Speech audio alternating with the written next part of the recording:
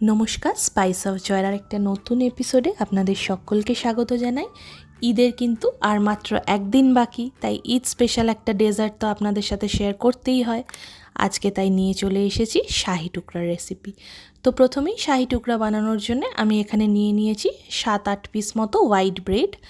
দেখুন, ব্রেডগুলোকে কিন্তু আমি এরকম ট্রায়াঙ্গেল শেপ করে পিস করে নিয়েছি, আপনারা যে কোনো শেপই দিতে পারেন। এবার আরও কয়েকটা ব্রেডকে আমি এভাবে ধারগুলো কেটে ছোট ছোট টুকরো করে নেব। কেন করে নেব সেটাও আপনাদের বলছি। শাহি টুকরার ওপরে যে দেওয়ার জন্য আমি ক্ষীরটা বানাবো, সেই ক্ষীরের মধ্যে কিন্তু আমি এই ব্রেডটাকে ইউজ করব। ক্ষীরের মধ্যে গুঁড়ো গুঁড়ো করে একটু ব্রেড দিলে কিন্তু ক্ষীরটা একটু থিক হবে আর খেতেও কিন্তু ভালো হবে। চলুন এবার তাহলে আমি ক্ষীরের জন্য দুধটাকে রেডি করে ফেলি। প্রথমেই আমি প্যানের মধ্যে 1/2 লিটার মতো দুধ জালে বসিয়ে দিলাম।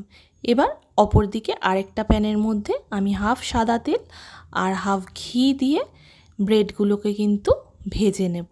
আপনারা এখানে ব্রেডগুলো পুরো ঘি দিয়েও ভাজতে পারেন, প্রবলেম না থাকলে। এবার দেখুন, ব্রেডগুলোকে কিন্তু গোল্ডেন ব্রাউন হওয়া অবধি আপনারা ফ্রাই করতে থাকবেন। খুব বেশি হাই ফ্লেমে গ্যাস দেবেন না, তাহলে কিন্তু পুড়ে যাওয়ার সম্ভাবনা থাকে। তাই মিডিয়াম ফ্লেমে রেখে একটু ধৈর্য ধরে ব্রেডগুলোকে গোল্ডেন ব্রাউন হওয়া পর্যন্ত ভাজতে থাকবেন। যখন দেখবেন ব্রেডগুলো এরকম গোল্ডেন ব্রাউন হয়ে গিয়েছে, তখন তেলটা ছেঁকে একটা আলাদা প্লেটের মধ্যে ব্রেডগুলোকে তুলে রেখে দেবেন। দেখুন, এদিকে কিন্তু দুধটাও জাল হচ্ছে। দুধটা ঝাল দিতে দিতে দুধের মধ্যে যে সরটা পড়বে, সেই সরটাকে খুন্তি দিয়ে কিন্তু সরিয়ে সরিয়ে দুধের সাথে মিশিয়ে দেবেন।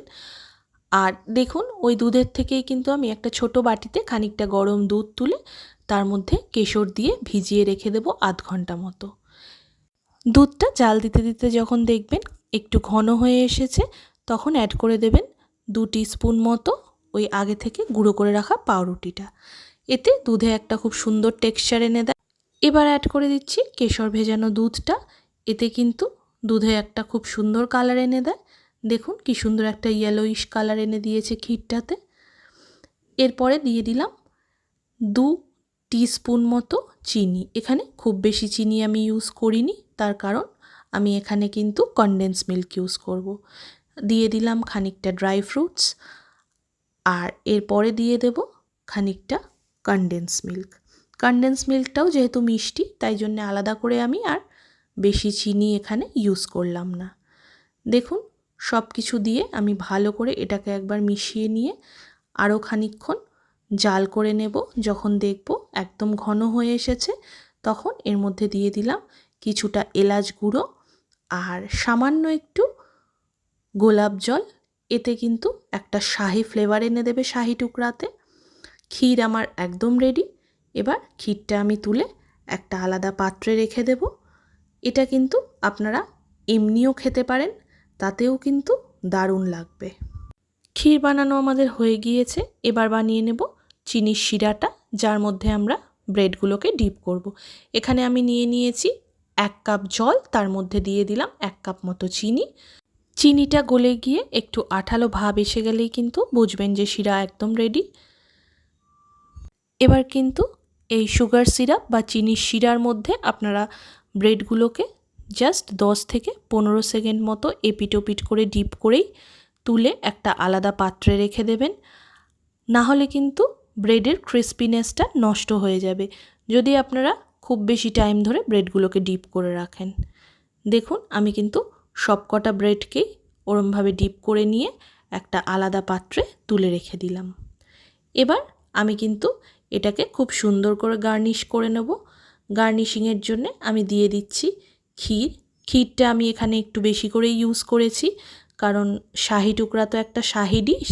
তাই ক্ষীরটা যদি আপনারা একটু বেশি করে ইউজ করেন, তাহলে কিন্তু টেস্টটা শাহি টুকরার আরও দ্বিগুণ হয়ে যাবে। দেখুন, ক্ষীর দেওয়ার পরে এবার আমি এখানে দিয়ে দেব কিছু ড্রাই ফ্রুটস। ড্রাই ফ্রুটসগুলো আমি আগে থেকেই চপ করে নিয়েছি। এখানে আমি ইউজ করেছি কাজু, পেস্তা আর আমন্ড। আর কিন্তু আমি গার্নিশিংয়ের জন্য দিয়েছিলাম খানিকটা রোজ পেটালস আর কয়েকটা চেরি। গার্নিশিংটা কিন্তু আপনারা নিজের ইচ্ছে মতো করতে পারেন, কিন্তু এই ডিশটা আপনারা অতি অবশ্যই একবার বাড়িতে ট্রাই করে দেখুন। এত দুর্দান্ত একটা রেসিপি কিন্তু আপনারা গেস্ট আসলে একদম ঘরোয়া উপকরণ দিয়েই বানিয়ে তাদের সার্ভ করতে পারবেন। তাই এই ঈদে কিন্তু একদম ট্রাই করে আমাকে জানাবেন কেমন লাগলো। আর ভালো লাগলে কিন্তু একটা লাইক, শেয়ার আর সাবস্ক্রাইব করে পাশে থাকার অনুরোধ রইল।